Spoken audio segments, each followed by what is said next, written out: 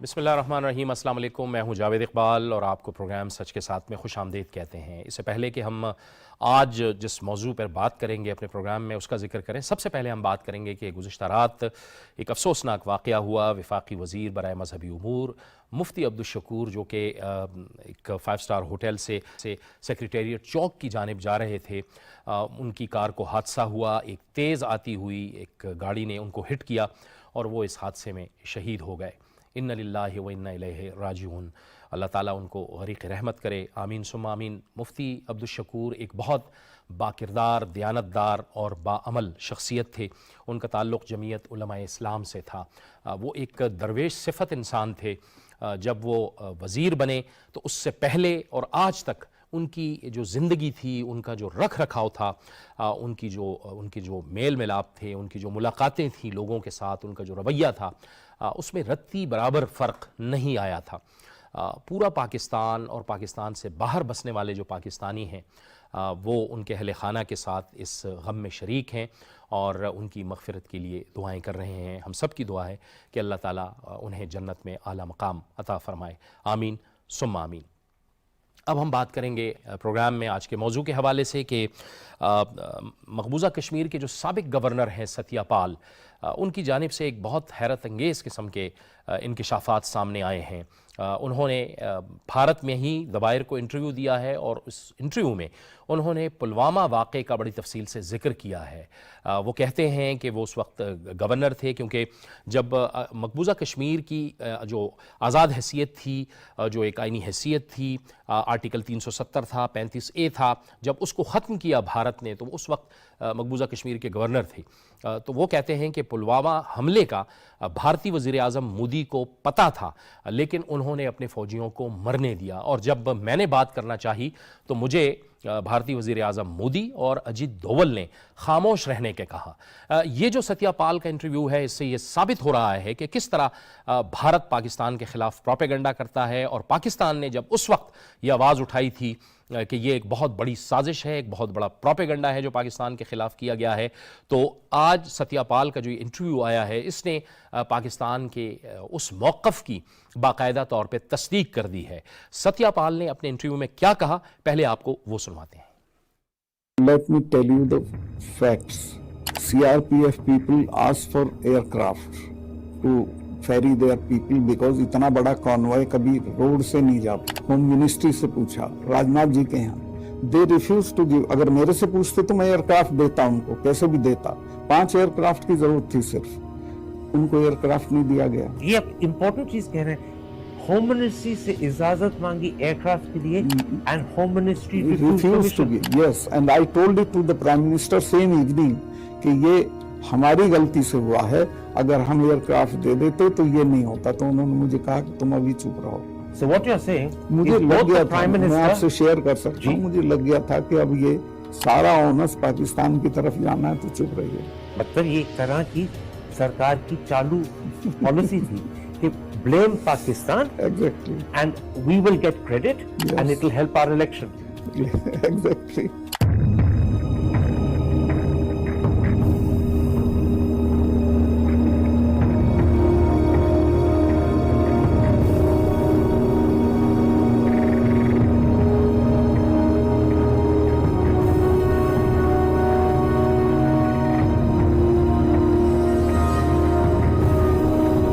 It was a great tragedy in the life of nation.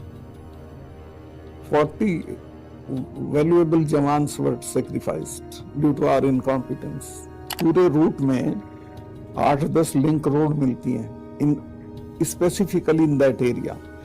एक भी जगह जहां वो मिलती है वहां that should be manned bye some Gypsy और something so that no buddy can enter that root. Nothing was done.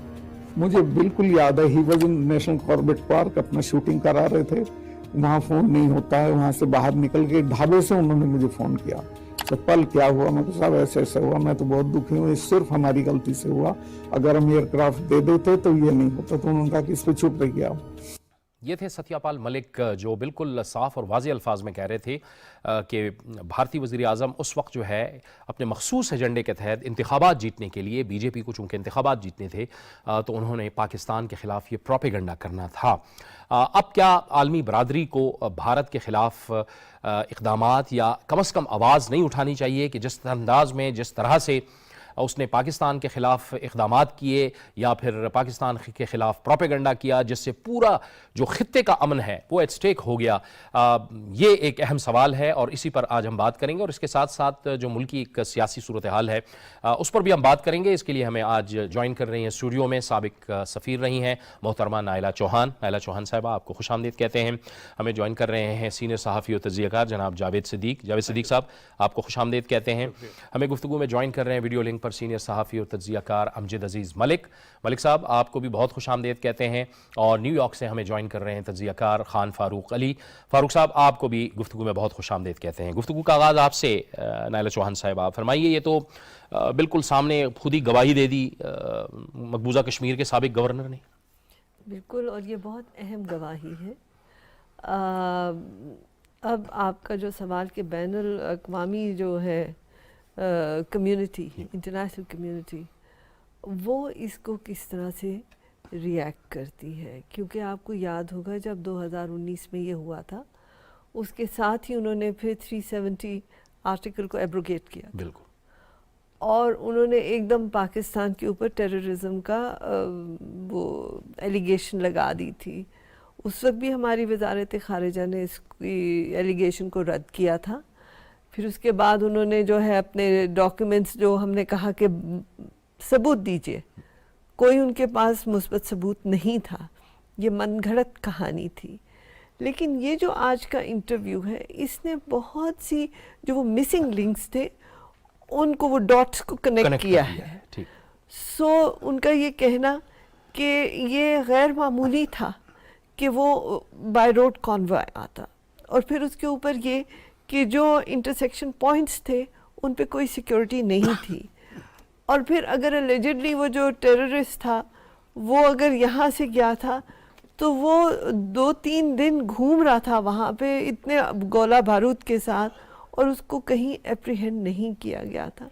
اور پھر جب گورنر صاحب کہتے ہیں کہ انہوں نے پرائم منسٹر کی گوش گزار کی یہ بات، تو انہوں نے کہا تم چپ رہو، تم چپ رہو کا مطلب ہے کہ there was an agenda which the governor was not privy to، اور وہ ایجنڈا جو ہے وہ آپ دیکھیں کہ اس وقت بھی مودی نے کس طرح سے پاکستان کو جو ہے وہ ایلیگیشنز کی، کس طرح سے ہمارے اوپر پھر جو ہے انہوں نے آئسولیشن، وہ اس زوم میں تھے کہ وہ اس طرح کی جھوٹ کہانی بن کے پاکستان کو آئسولیٹ کریں گے اور ٹیررسٹ سپانسرنگ سٹیٹ کہیں گے، حالانکہ ہندوستان خود ٹیررزم سپانسر کر رہا ہے پاکستان میں، اور اس کے دلائل بھی ہیں۔ سو اب انٹرنیشنل کمیونٹی آپ دیکھیے G20 کے وہ بھی سمٹ وہیں کرنا چاہ رہے ہیں کشمیر میں۔ آپ کے خیال میں ان سب باتوں کے ظاہر ہونے کے بعد کیا ہندوستان کے پاس کوئی جواز رہ جاتا ہے کہ وہ وہاں پہ یہ G20 کا بھی جو ہے ورکنگ گروپ کی میٹنگ جو کرنا چاہ رہے ہیں ٹورزم اینڈ آل دیٹ، کیا وہ یہ کر سکیں گے؟ اور ہیومن رائٹس کے جو بڑے چیمپئن ہیں ان کو بھی آواز اٹھانی پڑے گی۔ اب کس طرح آپ جا کے G20 ممالک کا اجلاس وہاں پہ کر سکتے ہیں؟ بالکل، میں سمجھتا ہوں کہ یہ جو سابق گورنر مقبوضہ کشمیر کے، ان کا یہ انٹرویو جو ہے بڑا چشم کشا انٹرویو ہے، اور یہ کوئی نئی بات نہیں ہے۔ پاکستان نے ہمیشہ سے یہ ثابت کیا ہے اور انٹرنیشنل کمیونٹی کو کنونس کیا ہے کہ یہ سارے سٹیج مینجڈ چیزیں ہیں، یہ ہندوستان خود کرتا ہے اور اس کا الزام پاکستان کو دیتا ہے۔ اور یہ 2019 کا یہ پلوامہ کا جو واقعہ ہے، یہ اسی وقت تمام پاکستانی فارن آفس سمیت دوسرے لوگوں نے اور کئی اور ملکوں نے کہا تھا کہ یہ مودی کا اپنا کیا درا ہے، وہ خود اس لیے کرنا چاہتے ہیں کہ وہ جیسے آپ نے کہا کہ آرٹیکل 370 سے to do away with that article, جس سے کہ کشمیر کی ڈسپیوٹیڈ حیثیت ختم ہو جائے، اور یہ جس میں وعدہ کیا گیا کہ اس کا ایک اسپیشل سٹیٹس ہے اس اسٹیٹ کا، کشمیر کا، وہ ختم کر دیا جائے، اور اس کے بعد جو کریک ڈاؤن ہوا آپ کو پتہ ہے۔ تو یہ سارا ایک مینج تھا، پلانڈ تھا، ایک منصوبہ تھا، اور اس کا الزام پاکستان پہ در دیا گیا۔ آپ کو پتہ ہے کہ یورپ میں ایک ڈس انفو لیب کے نام سے بالکل ایک بہت بڑی ڈس انفارمیشن لیب سامنے آئی جو کہ ہندوستان کے لوگ رن کر رہے تھے، اور پاکستان کے خلاف یورپ میں پروپیگنڈا لانچ کیا گیا پاکستان کو بدنام کرنے کے لیے۔ تو پاکستان ہندوستان کے پروپیگنڈے کی ایک زد میں ہے، اور پاکستان نے اپنی پوری کوشش کیا کہ دنیا کو بتائے کہ اصل میں ٹیررزم کو سپانسر انڈیا کرتا ہے، وہ افغانستان کی سرزمین کو یوز کرتا ہے پاکستان کے خلاف، وہ اور بھی کئی جگہوں کو استعمال کرتا ہے پاکستان کے خلاف، اور بلیم پاکستان کو کرتا ہے۔ یہ جو انٹرویو ہے گورنر ستیہ پال ملک کا، اس نے مودی کو اور اس کے نیشنل سیکورٹی ایڈوائزر دوول کو بالکل بے نقاب کر دیا ہے۔ وہ کس طرح کی ایک ڈائبولک گیم کھیل رہے ہیں پاکستان کے خلاف۔ میں سمجھتا ہوں کہ پاکستان آج سرخرو ہے عالمی برادری کے سامنے، اور پاکستان کا یہ موقف درست ثابت ہوا ہے کہ پاکستان کے خلاف یہ ایک سازش تھی پاکستان کو بدنام کرنے کی۔ ٹھیک، ملک صاحب آپ بتائیے گا، امجد عزیز ملک صاحب، کہ ظاہر ہے ہم نے دیکھا دہشت گردی کے خلاف جنگ ایک عرصے سے زائد یہ سلسلہ چلتا رہا، اور خیبر پختونخوا پورے پاکستان کو دہشت گردی کا نشانہ بنایا گیا، اور ہم ماضی میں دیکھتے رہے کہ افغانستان کی سرزمین استعمال ہوتی رہی، بھارت وہاں پہ کھیلتا رہا۔ اب تو حالات اور طرح سے ہیں، اب بھی بہرحال وہ سرزمین استعمال ہو رہی ہے، لیکن بھارت اپنا جھوٹ پوری دنیا کو بیچتا ہے، ہمیں اپنا سچ بیچنا چاہیے اپنی دنیا کو۔ بہت شکریہ جاوید اقبال صاحب۔ جیسا کہ جاوید صدیق صاحب نے فرمایا کہ بنیادی طور پہ دیکھیے پروپیگنڈا ہے، اور پاکستان کے خلاف ہندوستان پروپیگنڈا کی جو شعبہ ہے اس میں بہت آگے ہے۔ ہماری بدقسمتی رہی کہ ہم ان سب واقعات کو سامنے رکھتے ہوئے بھی سچ کو سامنے نہیں لا سکے، اور سچ کو دنیا تک نہیں پہنچا سکے۔ ہم تو عالمی دنیا سے یہ مطالبہ کرتے رہے کہ دیکھیے پاکستان دہشت گردی کا شکار ہے، اور پاکستان میں ہونے والی دہشت گردی کے بڑے واضح ثبوت ہمارے پاس ہیں ہندوستان کی جانب سے۔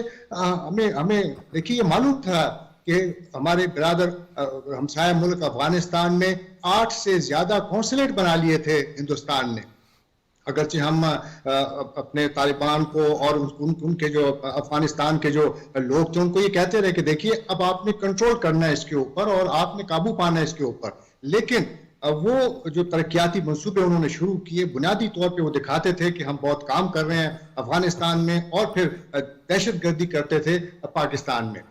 ہم سچ ثابت کرنے کی کوششوں میں بالکل آگے نہیں بڑھے، لیکن آج کا جو یہ انٹرویو ہے ستیہ پال کا، انہوں نے یہ ثابت کر دیا ہے کہ بلا شبہ مودی سرکار جو ہے وہ فاشسٹ حکومت تھی، سرکار تھی، انہوں نے پاکستان کو بدنام کرنے کا کوئی موقع ہاتھ سے نہیں جانے دیا۔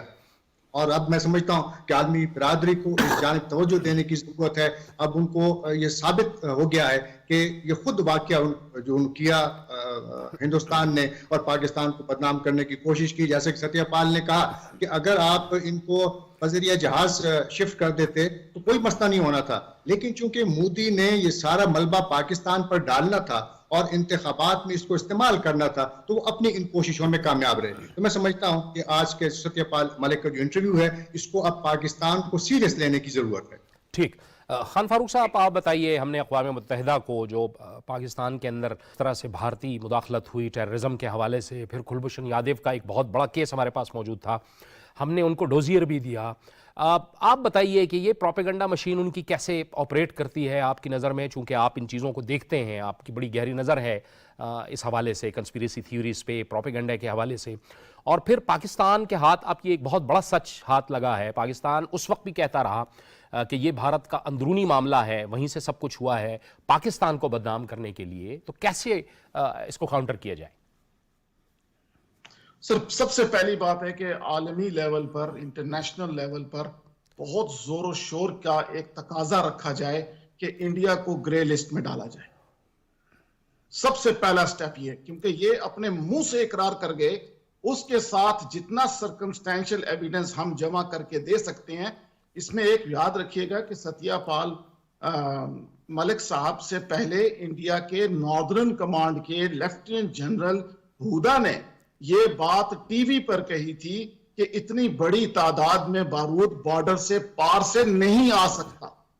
یہ تمام سرکمسٹینشل ایویڈنسز کی چین اگر رکھی جائے گی تو آپ کے سامنے آ جائے گا کہ اس کے پیچھے صرف کشمیر بیسڈ انڈین ایجنسیز نہیں ہیں، اس پلاننگ کے اندر کچھ اور دوسری ایجنسیز بھی اس میں انوالوڈ ہیں، اور اس کی وجہ یہ ہے کہ جب ارلی وارننگ سسٹمز کی رپورٹس، یہاں ڈپلومیٹک کور کے محترمہ بیٹھی ہیں میڈم ایمبیسڈر، ان لوگوں کے سامنے بریفنگز جب آتی ہیں اور ہمارے میڈیا کے لوگ بھی بہت سی چیزوں کو دیکھتے ہیں، اس کو اگر پیچھے جا کے ریگریشن انالیسس کے اندر ڈال کے دیکھا جائے تو آپ کو آئیڈیا ہو جائے گا کہ یہ ان لوگوں نے اپنے الیکشن کے علاوہ بھی بہت ساری اور بھی چیزیں انہوں نے کرنی تھیں، جس کی سکسیشن میں دیکھیں پاکستان کا آج اقتصادیات، معیشت اور بیڑا غرق جو ہوا ہے حالات کا جو آپ کے سامنے ہے، اس میں اس پلوامہ کی وہ ریکویسٹ انڈیا کی جو گرے لسٹ میں رکھنے کی تھی پاکستان کی، وہ ام المحارب ہے، عربی میں مطلب یعنی یہاں سے وہ سٹارٹ ہوتا ہے، اس کے بعد بالا کوٹ ہوا، جو کچھ بھی ہوا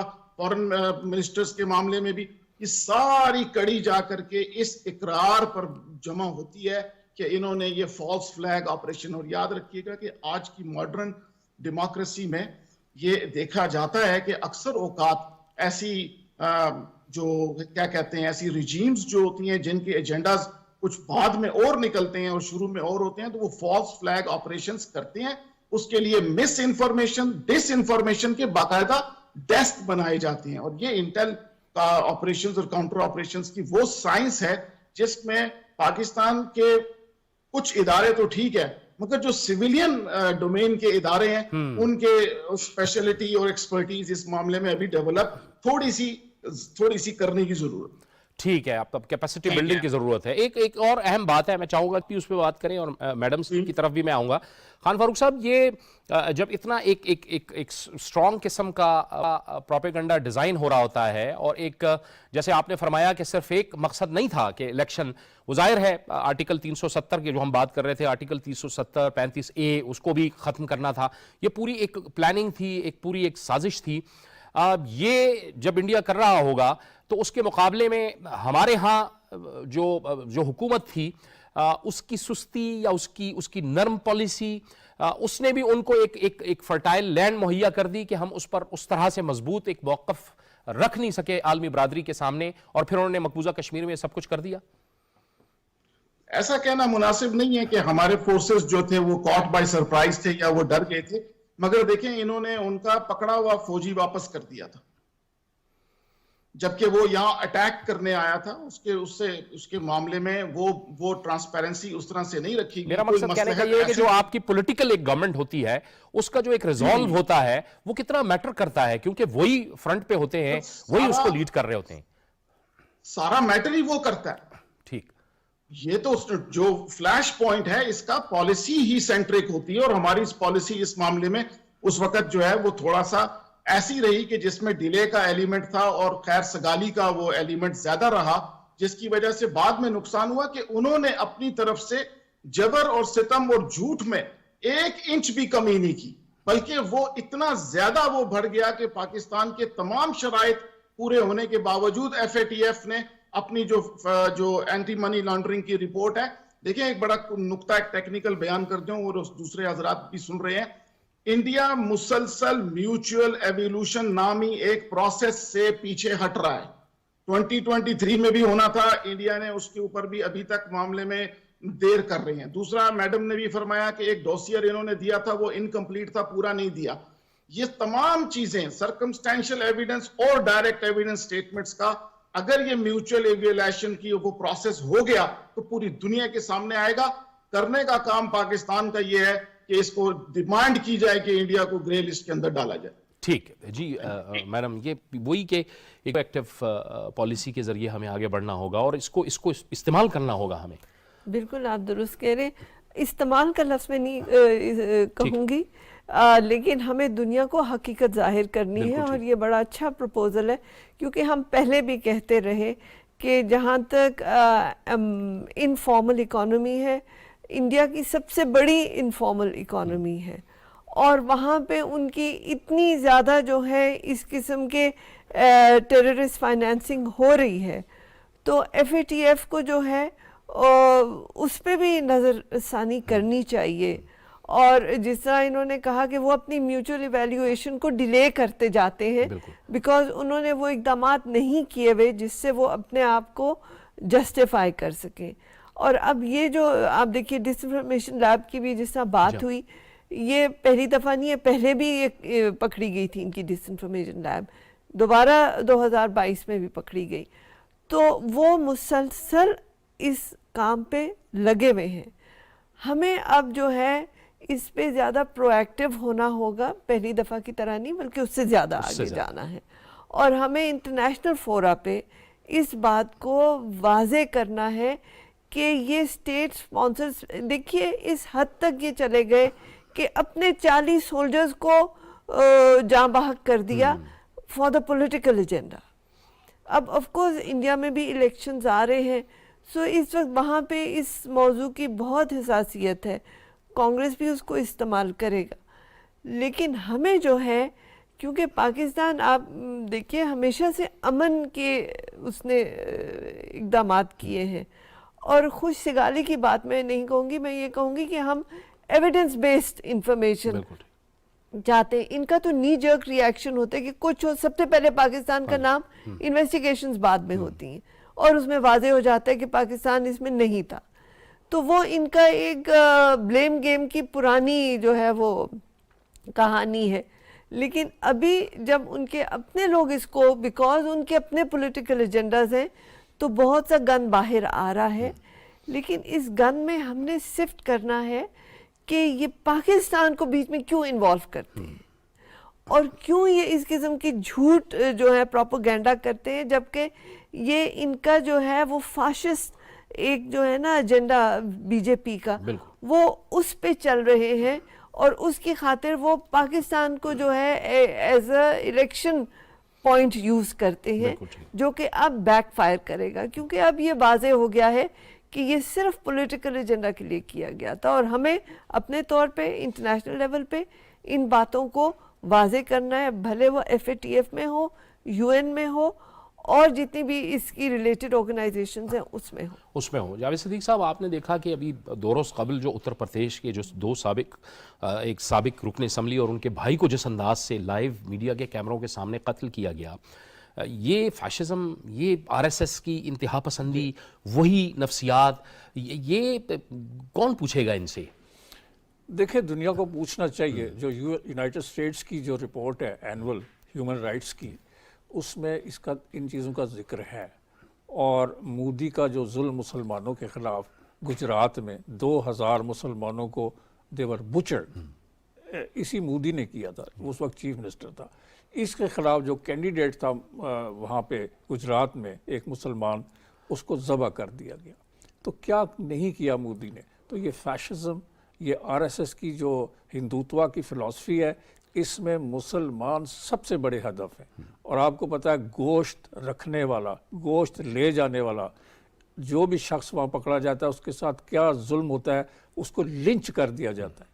तो ये जुल्म जो है, ये दुनिया देख रही है, बातें भी हो रही हैं, UN भी कह रहा है, यूनाइटेड स्टेट्स भी कह रहे हैं, यूरोपियन यूनियन भी उनको कह रहा है, मुसलमान मुल्कों ने, OIC ने भी मुसलमानों के साथ होने वाले जुल्म के ऊपर आवाज़ उठाई है। लेकिन इसको मज़ीद बुलंद आहंग में बात करनी चाहिए और मौसर तरीके से करनी चाहिए। तो ये जो हिंदुत्वा फ़िलासफ़ी है, इसमें वो कहते हैं कि हिंदुस्तान इंडियंस के लिए है, हिंदुओं के लिए, मुसलमानों की कोई जगह नहीं, सिखों की नहीं। और आप देखें कि खालिस्तान के हामी सिख जो है, उनकी ज़िंदगी वहाँ पर अजीरन कर दी गई है, हत्ता कि वो अब कनाडा में और इंग्लैंड में और ऑस्ट्रेलिया में उन मुल्कों को कह रहे हैं कि जी आप इन सिख्स के ख़िलाफ़ एक्शन लें। How can that be done? किस तरह हो सकता है? मतलब सिखों को आप, उनकी ज़िंदगी उनको बर्बाद कर रहे हैं, आप उनकी फ्रीडम ऑफ एक्सप्रेशन को आप सप्रेस कर रहे हैं, उनको बोलने की आज़ादी नहीं है, और उनके जो वो राइट्स जो आपने उनको कहा था कि हम आपको देंगे, वो डिनाई कर रहे हैं। और इंडिया का जो सेकुलर चेहरा था कि हम एक सेकुलर मुल्क हैं, हम दुनिया की सबसे बड़ी डेमोक्रेसी है, वो नकाब उतर चुका है और उसका अब चेहरा बेनकाब हो गया है। ये एक फैशिस्ट हिंदू रियासत है और इसमें कोई माइनॉरिटीज़ जो रिलीजियस माइनॉरिटीज़ हैं, उनकी कोई स्पेस नहीं है। ये मोदी ने पिछले 10 साल में साबित कर दिया। और सबसे ज़्यादा जुल्म मुसलमानों के ख़िलाफ़ हुआ। और कश्मीर में जो कुछ हो रहा है इस वक्त भी, आप देखें उनकी ज़िंदगी क्या है। عذاب کر دی گئی ان کی زندگی. رات کو ان کے گھروں پہ ناک کرتی ہے فوج انڈیا کی, اور ان کے نوجوانوں کو, ان کے خواتین کو اٹھا کے لے جاتے. اس سے بڑا کیا ظلم ہوگا؟ اور یہ دنیا جانتی ہے, لیکن انہوں نے ایک مجرمانہ خاموشی میں کہوں گا اختیار کر رکھی ہے. ٹھیک میڈم, ایک اور بھی اہم بات کہ یہ ساری چیزیں اس وقت ہو رہی ہیں, اس وقت ہم ملک میں بھی بہت سے ہمیں چیلنجز کا سامنا ہے. اکنامک چیلنجز تو ہیں ہی, لیکن ظاہر ہے کہ ایک پولیٹیکل سٹیبلٹی, سیاسی استحکام جو ہے کسی بھی ملک کا, وہ بہت ضروری ہوتا ہے کہ آپ ڈپلومیٹکلی اپنی آواز میں ایک توازن اور طاقت پیدا کریں. وہ کتنا ضروری ہے اس وقت ہم دیکھ رہے ہیں کہ ایک عدم استحکام کی کیفیت تو ہے. یہ بہت ضروری ہے جی, بیکاز فارن پالیسی جو ہے وہ ایکسٹینشن آف ڈومیسٹک پالیسی ہوتی ہے. اگر آپ کے ڈومیسٹک, اور یہ میں پہلے بھی آپ کے پروگرام میں عرض کر چکی ہوں کہ اگر آپ کے اپنے جو ہیں پولیٹیشنز وہ اپنے پالیٹکس میں اتنے امبرائلڈ ہیں اور اس طرح کی باتیں کر رہے ہیں, تو پھر آپ ایک آواز ہو کے دنیا میں بات نہیں کر سکتے.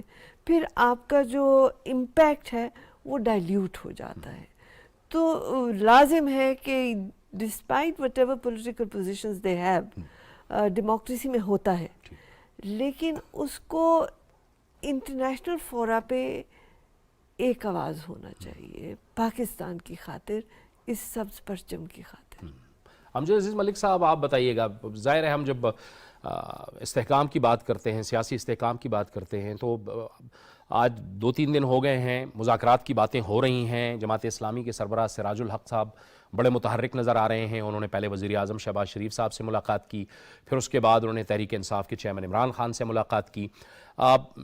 ایک ساتھ الیکشن کے لیے سب کہہ رہے ہیں کہ بات چیت ہونا بہت ضروری ہے, مذاکرات کا ہونا بہت ضروری ہے, لیکن ہم نے دیکھا ہے ماضی میں کہ پیش کی شرائط جب آ جاتی ہیں تحریک انصاف کی طرف سے, تو پھر مذاکرات جو ہیں وہ پھر وہیں کے وہیں رہ جاتے ہیں. آپ کو لگتا ہے کہ اب کوئی ایسی ایک فضا بن رہی ہے؟ اگر آپ سنجیدگی سے پوچھیں تو میں شاید یہ کہوں کہ مجھے لگتا تو نہیں ہے کہ مذاکرات ہوں گے, لیکن آپ ہی کے پروگرامز میں ہم نے بار بار مذاکرات کی بات کی اور یہ کہا کہ بغیر مذاکرات کے مسائل کو حل نہیں کیا جا سکتا. لہٰذا آپ نے دیکھا کہ اب جو سلسلہ چلا, اور جس طرح سے سراج الحق صاحب ملے, وزیر اعظم سے بھی ملے, اور پھر اس کے بعد انہوں نے عمران خان سے بھی ملاقات کی, اور کوشش یہ اب کی جا رہی ہے کہ مذاکرات کو آگے بڑھایا جائے. میں آج دیکھ رہا تھا کہ سراج الحق صاحب نے یہ بڑا واضح طور پہ کہا کہ ابھی یہ شروعات ہیں, اور اب پہلے مرحلے میں تو کمیٹیز بنیں گی مختلف سیاسی جماعتوں کی جانب سے, پھر ایک ہی بات ہے, ایجنڈا تو ایک ہی ہوگا کہ انتخابات کی طرف جایا جائے. عمران خان صاحب فرماتے ہیں کہ انتخابات جو ہیں وہ مئی میں کروائے جائیں, پی ڈی ایم یہ کہتی ہے کہ اکتوبر میں ہوں گے. ثنا صاحب نے تو بڑا آج کلیئر کہہ دیا کہ ہوں گے الیکشن, اسی سال الیکشن ہوں گے, اور اس میں کوئی شک کی بات نہیں ہے. اب صرف اعتماد کی بات ہے. دیکھیے, جب آپ ٹیبل پہ بیٹھتے ہیں, ایک دوسرے کی بات سنتے ہیں, ایک قدم آگے جاتے ہیں, ایک قدم پیچھے آتے ہیں, تبھی اس ملک کو ہم سیاسی استحکام کی طرف لے جا سکتے ہیں. ہمارا مسئلہ یہ ہے, آپ نے تھوڑی دیر پہلے ایک سوال کیا سیاسی حوالے سے کہ دیکھیے وہاں پہ مودی ظلم کر رہا مسلمانوں پر, اور ہم اس کے حق میں یہاں پہ بیانات دے رہے تھے. اگر آپ کو سابق وزیر اعظم کا بیان یاد ہو جس میں انہوں نے کہا تھا کہ اگر وہ جیت جاتے تو ہمارے لیے فائدہ ہوگا. جی بالکل, یہ آن ریکارڈ ہے, انہوں نے کہا تھا کہ مودی اگر جیت جاتے ہیں تو یہ بہتر ہوگا. بالکل, تو دیکھیے نا, وہ بہتر نہ ہوا, بلکہ اس کے بعد پھر پلوامہ کا یہ واقعہ ہو گیا 2019 میں, اور پھر کس طرح پاکستان کو بدنام کرنے کی کوشش کی گئی. تو میں یہ سمجھتا ہوں کہ سیاسی استحکام بہت ضروری ہے. مذاکرات کا سلسلہ اگر اب شروع ہوا ہے تو یقینی طور پہ پاکستان کے دیکھیے بے شمار مسائل ہیں. ان مسائل کے حل کے لیے تمام سیاستدانوں کو اکٹھے مل بیٹھنا ہوگا. اگر آپ نہیں مل بیٹھیں گے تو اسی قسم کی دوریاں جو ہیں وہ بڑھتی چلی جائیں گی, جو میں سمجھتا ہوں کہ ہم افورڈ نہیں کر سکتے اس صورتحال میں. آپ دیکھیے ہماری معیشت کہاں پہ, ہم بار بار معیشت کی بات کرتے ہیں. ہم سیاسی استحکام کو اسی وقت اپنے لیے فائدہ مند سمجھیں گے جب ہماری معیشت بہتر ہوگی. اور معیشت دیکھیے سیاستدانوں کی, اب جتنے بھی معیشت دان آ جائیں تو وہ میرا نہیں خیال کہ وہ آپ کی معیشت کو بہتر کر سکتے ہیں جب تک کہ آپ کے ملک میں سیاسی استحکام نہ ہو. تو میں سمجھتا ہوں کہ مذاکرات آگے بڑھنے چاہیے, اور مجھے لگتا ہے جہاں پہ ایک طرف یہ بھی لگتا ہے کہ مذاکرات شاید نہ ہوں, کامیاب نہ ہوں, لیکن اگر یہ سلسلہ شروع ہو جائے تو تبھی اندازہ ہوگا کہ ہم کس طرف چلتے ہیں. ٹھیک ہے. فاروق صاحب آپ بتائیے, تحریک انصاف کہ جب حکومت یہاں ختم ہوئی تو وہ ایک ظاہر ہے بیانیہ لے کے چلی سازش کا، امریکی سازش کا، سائفر کا، یہ سارا معاملہ چلتا رہا. پھر اس کے بعد انہوں نے بدل لیا بیان، انہوں نے کہا نہیں جی اب تو فلاں انوالو ہے، فلاں انوالو ہے. ہر گزرتے دن کے ساتھ عمران خان صاحب جو ہے ایک نیا نام مارکیٹ میں لاتے ہیں اور وہ کہتے ہیں کہ یہ میری حکومت کو گرانے میں شامل تھے اور یہ اس کے ذمہ دار ہیں. لیکن اب ہم دیکھ رہے ہیں کہ آئے دن ان کے جو رہنما ہیں وہاں پر کبھی ٹیلی فون پہ بات کر رہے ہیں امریکہ کے کانگریس مین سے، کبھی کس سے کبھی کس سے، اور یہ مسلسل ملاقاتوں کا سلسلہ جاری ہے. اور پھر ہم دیکھتے ہیں کہ وہ ایک آدھ بیان بھی سامنے آ جاتا ہے جس کو پھر تحریک انصاف یہاں پہ اپنی مرضی سے پیش کرتی ہے. بعد میں جو چیئرمین تھے انہوں نے، کانگریس مین، انہوں نے کہہ بھی دیا کہ اس کا یہ ہرگز مطلب نہیں تھا کہ میں کسی کی سپورٹ کر رہا ہوں، بلکہ میں نے تو وہ ایک بیان دیا تھا. تو اب بھی وہاں پہ ان کے لوگ جو ہیں یہ لابنگ تو خیر کر ہی رہے ہیں، لیکن یہ کیا بیانیہ ہے کہ پہلے کہتے ہیں وہ سازش میں شامل تھے اور اب ان سے ملتے ہیں، اپنے لیے بیانات دلواتے ہیں؟ سر یہ بالکل ایک ایسا لگتا تو ایسے ہی ہے جیسے کہ کوئی کنفیوژن کا معاملہ ہے، یہ ہے وہ ہے، مگر آہستہ آہستہ عمران خان صاحب کے سپانسرز جو ہیں وہ معاملے کو کنٹرول کرنے کے لیے سٹیپ ان کر رہے ہیں. یہ عمران خان صاحب کو جو کہتے ہیں وہ کر دیتے ہیں. اس وقت ان کو ذاتی اس میں فائدہ لینا تھا، انہوں نے امریکہ کے خلاف ہو گئے. اب ان کی پارٹی کو فائدہ لینا ہے تو وہ اب ان کے ساتھ جا کے ڈیموکریٹس کی طرف سے یہ کہا جانا، شرمن صاحب کا، بریڈ شرمن جو ہیں آنریبل کانگریس مین، وہ اپنے خاندانی اعتبار سے رشین یہودی ہیں اور ان کو انسانی حقوق کے معاملے میں شروع سے ہی ان کا ایک کیریئر ہے. اور 2019 میں انہوں نے عمران خان سے بھی کہا تھا کہ آپ کے ملک میں ہیومن رائٹس کے معاملے میں آپ لوگ احتیاط کریں، کیونکہ عمران خان صاحب اس وقت کچھ میڈیا کے لوگوں کو گھسیٹ رہے تھے. اس کے علاوہ بھی 4 جو لوگ ہیں جن سے ملاقات ہوئی ہے وہ سب کے سب انسانی حقوق کے علمبردار ضرور ہیں، مگر موجودہ پاکستانی حکومت کے ظلم و ستم کی جو کہانی عمران خان نے سنائی ہے اس میں آپ اندازہ کریں گے کہ 2 مظلوم کون سے پیش ہوئے ہیں. شہباز گیل صاحب اور فاروقی صاحب، کیا نام ہے ان کا، جو ایک اینکر ہیں، وہ یہ 2 محترم لوگوں کو مظلوم دکھایا گیا ہے کہ جی ان کے ساتھ سیکشول ابیوز ہوا ہے خدا نہ خواستہ، اور یہ وہ، یعنی اس لیول پر لے جا کر کے بات کی ہے. اور آپ نے دیکھا پورے میڈیا میں بڑی جلدی اس بات کی ریکوری بھی آ گئی کہ بریڈ شرمن نے کہا کہ میری بات کو عمران کی سپورٹ میں نہیں لینا ہے، انسانی حقوق کی سپورٹ میں ضرور لینا ہے. تو یہ جو پیرایا ہے اس میں پھر ہم مار کھا رہے ہیں. اور جاوید صاحب، یہ پہلے جو سوال تھا اس کا جواب اب میں دینا چاہتا ہوں کہ پروپیگنڈا اور مس انفارمیشن، ڈس انفارمیشن یہ پھیلتی کیسے ہے پتہ ہے؟ یہ مظلوم یا ملزم کی خاموشی سے پھیلتی. آپ کو کوئی چیز نہیں روک رہی دنیا کی کہ آپ اٹھ کر کے بات نہ کریں، اپنے تعلقات نہ استعمال کریں. 40 کے قریب سمپیتھیٹک عرب ملک آپ کے ساتھ ہیں، ان کا بہت بڑا پریشر ہے ان کے اوپر، پھر اور دنیا کے ملک ہیں، مگر یہ وہ کرے کون والی بات ہے. پھر وہیں پہ انگلیاں اٹھتی ہیں حکومت کی طرف، حکومت انگلیاں اٹھاتی ہے دوسرے اداروں کی طرف. دوسرے ادارے جو ہیں پھر کہتے ہیں جی عوام کی حاکمیت ہوگی، جو کہ آٹے کی لائن میں لگی ہوئی ہے. یہ ایک پورا ایک عجیب و غریب قسم کا آؤٹ آف کنٹرول سچویشن چل رہا ہے. عمران خان کے حوالے سے امریکنز جو ہیں مزید بھی وہ دیں گے، مگر کسی چیز کا فائدہ نہیں ہوگا، یہ یاد رکھیے گا. اور بات بھی میں کر دوں کہ خان صاحب کی تمام ٹیکنالوجی اور ان کی تمام ہمت جتنی بھی ہے، اس کا ٹارگٹ جو ہے وہ ایک ادارے کا چیف ہے بس، اور کچھ نہیں ہے. ٹھیک Thank you. ٹھیک ہے. یہ جاوید صدیق صاحب، لیکن یہ اب ہے کہ اگر آپ اس سوچ اور اس ایجنڈے کے ساتھ آگے بڑھیں گے کہ اداروں کے خلاف، اداروں کے سربراہان کے خلاف آپ بات کریں، پروپیگنڈا کریں، اور آپ کے ذہن میں یہ ہو کہ میں نے اس کے ذریعے سے ان کو دباؤ میں لانا ہے، جبکہ دباؤ تو یہاں پہ کسی بھی صورت میں قبول نہیں ہو رہا. میرا خیال ہے کہ جو غلطیاں سرزد ہوئی ہیں عمران خان سے، جو ابھی آپ نے کہا کہ وہ امریکنز کو بلیم کر رہے تھے کہ ان کی حکومت جو ہے، رجیم چینج جو ہے وہ امریکنز نے انجینئر کیا ہے، یہ وہ ان کا پہلا بیانیہ تھا. پھر ان کو ریئلائز ہوا شاید کہ یہ ان کے لیے نقصان دہ ہے پولیٹیکلی. تو اب جیسے آپ نے کہا کہ وہ لابنگ کی فرمز کو انگیج کر رہے ہیں کہ وہاں پہ جو کانگریس مین ہیں، ہیومن رائٹس کی جو آرگنائزیشنز ہیں، اور جو انفلوئنشل امریکنز ہیں یا میڈیا کے لوگ ہیں، ان سے رابطے کریں اور بتائیں کہ عمران خان اینٹی امریکہ نہیں ہے. تو اب ان کو اس بات کا احساس ہوا ہے، اس لیے وہ یہ ڈیمیج کنٹرول کرنے کی کوشش کر رہے ہیں. بنیادی بات یہ ہے کہ پاکستان کی جو اس وقت صورتحال ہے اس میں اداروں کو اپنی لپیٹ میں لینا، ان کو اپنی زد میں لے کے آنا، ان کے اوپر بلیم لگانا یا اس کے اوپر اتنی زیادہ ٹاکسک سچویشن پیدا کر دینا اور اتنی پولرائزیشن پیدا کر دینا کہ کوئی بات نہ کسی کی سنے اور ہر چیز جو ہے اس کا ایکوزیشن کا کاؤنٹر ایکوزیشن، آج کل تو یہی ہو رہا ہے نا، بلیم گیم ہو رہی ہے، اس کو ختم ہونا چاہیے۔ اور خان صاحب کو ابھی جو آپ نے کہا کہ انیشیٹو امیر جماعت اسلامی کا ہے، یہ بڑا پازیٹیو انیشیٹو ہے اور میں سمجھتا ہوں کہ ماضی میں یہ ہو چکا ہے۔ ماضی میں جب ذوالفقار علی بھٹو اور ان کی اپوزیشن جو تھی پاکستان نیشنل الائنس، ان کے درمیان انتہائی خوفناک ماجرا آئی تھی، تو اس وقت کے جو سعودی سفیر تھے ریاض الخطیب، انہوں نے آ کے ان دونوں فریقوں کو اپنے میز پہ بٹھایا تھا۔ تو میں سمجھتا ہوں کہ یہ جو انہوں نے ذمہ لیا ہے سراج الحق صاحب نے، یہ ایک اچھا کام ہے اور خان صاحب کے پاس اپرچونٹی ہے کہ وہ اپنی ضد کو، اپنی انا کو چھوڑے، پولیٹیکل فلیکسیبلٹی یا سیاسی لچک کا مظاہرہ کریں، ایک ریئلسٹک اپروچ لے کے آئیں اور اپنے مخالفین کے ساتھ بیٹھ کے ان سے ایک ڈیٹ لے لیں۔ وہ مئی پہ انسسٹ نہ کریں، کوئی درمیانی راستہ نکال لیں۔ اگر وہ اکتوبر میں جا رہے ہیں تو یہ تھوڑا سا ان کو پیچھے آ جائیں اور یہ آگے چلے جائیں، تو ایک نیشنل کنسنسس کے ساتھ ایک الیکشن کی ڈیٹ لے لیں، پاکستان اس بحران سے نکلے۔ یہ جب تک بحران ختم نہیں ہوتا پاکستان کی اکانومی نہیں ٹھیک ہوگی، لوگ جو ہے اس انفلیشن کے بوجھ تلے کراہتے رہیں گے اور پریشان رہیں گے۔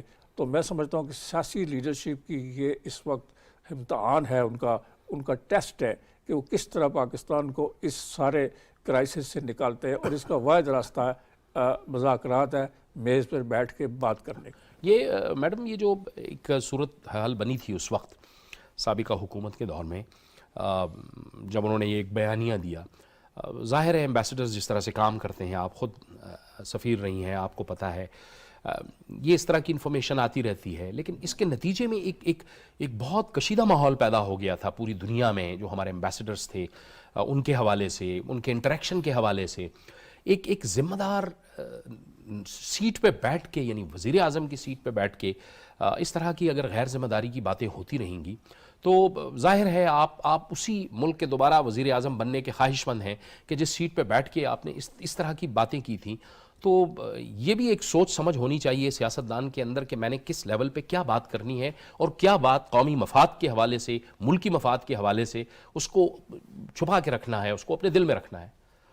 دیکھیے، چھپا کے رکھنے والی تو بات ایسی نہیں تھی۔